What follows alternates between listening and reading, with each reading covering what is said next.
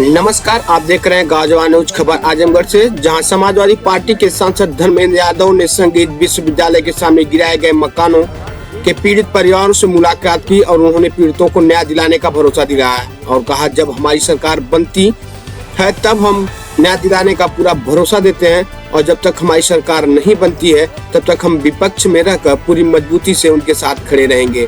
सांसद आजमगढ़ ने विकास प्राधिकरण पर गंभीर आरोप लगाते हुए कहा कि विकास के नाम पर गरीबों के साथ अन्याय किया जा रहा है। साथ ही प्रदेश सरकार पर भी निशाना साधते हुए साधु संतों के साथ हो रहे दुर्व्यवहार पर सवाल उठाए। देखें एक खास रिपोर्ट। लेकिन मकान गिराने की कोई स्थिति ही नहीं है। उनको अधिकार नहीं है। गिरने के बाद अधिकारियों से बात हुई आपकी? जी, हम क्या कह रहे हैं? कहे कि आप कुछ गांव के कुछ लोग कहने दूसरा लोग कहे कि शोभा खराब हो रही है, इन सब यही कहे कि शोभा खराब हो रही है, कहे लोग कहें। कोई कानूनी आधार? कोई नहीं, कुछ ना रहना और ना तो कहे जबरी। अगर बोलो जाता तो हम चार्ज भी वसूलेंगे आपका खर्चा। हम कहीं साहब वसूल लेंगे, हमारा परिवार खड़ा है, कहीं हम लोग मरवा दिएगा, सारा ले लिया। हम क्या कर रहे थे? हमारे 38-40 परिवार हैं सब मौजूद, हम दोनों भाइयों के बीच में हैं जी। 40 जी, उस दिन सबसे ज्यादा कुहासा था, उतना कुहासा तक कभी कभी नहीं था। चारों तरफ से नाका दिखाई नहीं देता था, नाका बंद कर दिया। मैं तो रोड टहलने आता उनसे मिलता था। आई खम्भा लगाए तभी फोर्स लगा के जबरी किया। बावजूद इनके ऊपर बुलडोजर चल रहा है, जबकि इनकी कोई गलती नहीं। जो महाविद्यालय बना है अच्छी बात है, उस महाविद्यालय को बनाने में इस परिवार ने भी अपनी ज़मीन दी है और ये बची हुई पुश्तैनी ज़मीन पर अगर अपना घर बना रहे थे तो मैं नहीं समझता कोई गुनाह कर रहे थे। और जिस संस्था या एडीए की आजमगढ़ डेवलपमेंट अथॉरिटी की बात करते हैं, मैं आप सबके माध्यम से पूछना चाहता हूँ और आप ही लोग मुझे बता दीजिए, एक भी काम आजमगढ़ डेवलपमेंट अथॉरिटी ने आजमगढ़ के डेवलपमेंट के लिए किया हो?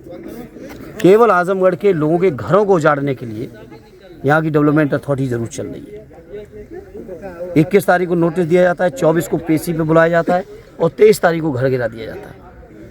बताओ कहाँ ऐसा न्याय है कि बिना सुने बिना पक्ष जाने दूसरे पक्ष का और बुलडोजर चला जाए? लेकिन अधिकारियों को पता है कि जितना बुलडोजर चलाएंगे उतना ही उनके मुख्यमंत्री और योगी जी खुश होंगे। तो करिए खुश, जितना करना है और खुश करिए। हम समाजवादी लोग हर पीड़ित के साथ खड़े हैं, हर दुखी व्यक्ति के साथ खड़े, हर अपमानित व्यक्ति के साथ खड़े, हर पीड़ित परिवार के लोगों के साथ खड़े।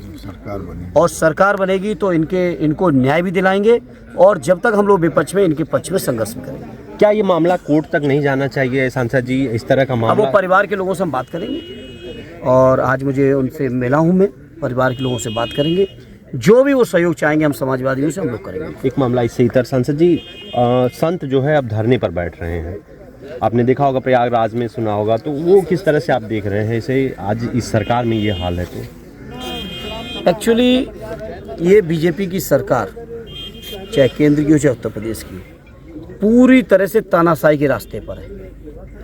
ये संतों को भी अपने अधीन रखना चाहते हैं। कोई संत धार्मिक परंपराओं के अनुसार से, सनातन परंपराओं के हिसाब से सच्चाई को ना कह दे। शंकराचार्य स्वामी अग्निमुक्तेश्वरानंद जी, इस बात के लिए मैं समझता हूँ पूरे देश में उनकी ख्याति है, पूरे देश के लोग उनका सम्मान करते हैं कि वो गलत चीज़ों का मजबूती से विरोध किया और सच्चाई को हमेशा कहा है। और शायद यही उनका गुनाह है जिसकी वजह से जो कुंभ मेला जिसके बारे में, या माघ मेला जिसके बारे में लगातार केंद्र से लेके देश विदेश तक प्रचार प्रसार करते हैं भारतीय जनता पार्टी के लोग, उसी कुंभ मेले के अंदर संतों पर लाठीचार्ज हो रहा है। भगदड़ जो हुई, जिन अधिकारियों गलती से हुई 1 साल पहले पिछले महाकुंभ में, किसी पे कार्रवाई नहीं हुई, कोई दोषी नहीं ठहराया गया, लाशें छुपा ली गई, मृतकों की संख्या छुपा ली गई। लेकिन स्वामी जी के ऊपर, शंकराचार्य जी के ऊपर कार्रवाई इसलिए हो रही है क्योंकि वो सक्षम और स्वतंत्र तरीके से अपनी बात को समाज के बीच कहते हैं। सांसद जी, एक मामला अगर आपके संज्ञान में होगा, जिला पंचायत अध्यक्ष के खिलाफ राज्यपाल द्वारा नोटिस भेजी गई है और उन्हें कारण बताओ नोटिस जी, एक रोड को 2 बार बनवाने का, ऐसा बीजेपी का आरोप है और उनको नोटिस अब आई है। क्या संज्ञान में है मामला? चूँकि समाजवादी पार्टी के हमारे अध्यक्ष हैं तो हम लोग इससे ज़्यादा उम्मीद ही क्या कर सकते। इस प्रदेश के अंदर समाजवादी पार्टी का होना ही मात्र गुनाह है, इसलिए हमारे अध्यक्ष जी को नोटिस। लेकिन हम लोग कानूनी तरीके से और जनता के बीच जाके इन सब बातों के लिए हम लोग निपट लेंगे। एक मामला और सांसद जी, आजमगढ़ रोडवेज पे पुरानी ईंटों से निर्माण कराया जा रहा है। जब हमने खबर दिखाई, तमाम समाचारों में आया, इंजीनियर ने ही सिक्योर कर दिया था कि पुरानी ईंटें अब इस उपयोग के लायक बचे रहना, आपने दिखा तो दिया कि आपका भी घर ऐसे ही न चला जाए। आप हैं साथ हमारे ना? ना हम साथ हैं, ठीक है, हम साथ हैं। ठीक है।